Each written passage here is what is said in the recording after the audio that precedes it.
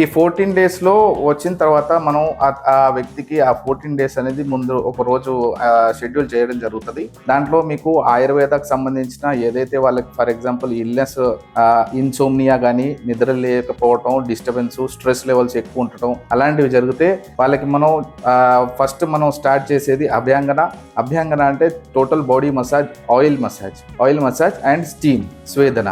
ఈ oil massage with steam ఇచ్చిన తర్వాత ఒక 1 డే తర్వాత వాళ్ళ ఫుడ్ డైట్ అంతా చేంజ్ చేయడం జరుగుతుంది. వాళ్ళు వెజిటేరియనా నాన్ వెజిటేరియన్ అనేది మనం చూసి వాళ్ళకు సరైన పోషక విలువలు వాళ్ళకు అందించడం జరుగుతుంది డైట్ రూపంలో. వాళ్ళకు డైట్ ఏది తినాలి, ఎంత పోషకాలు ఉన్న ఆహారం మనం తినాలి అనేది మొత్తం వాళ్ళకి నేర్పించడం జరుగుతుంది. అదేవిధంగా వాళ్ళకి ఉదయాన్నే యోగా, ఎక్సర్సైజెస్, ప్రాణాయామము ఇవన్నీ వాళ్ళకు నేర్పించడం జరుగుతుంది. దాంతోపాటు ఈ ఆయుర్వేదాలో ధారా చికిత్స అనేది one of the best treatment for these disorders.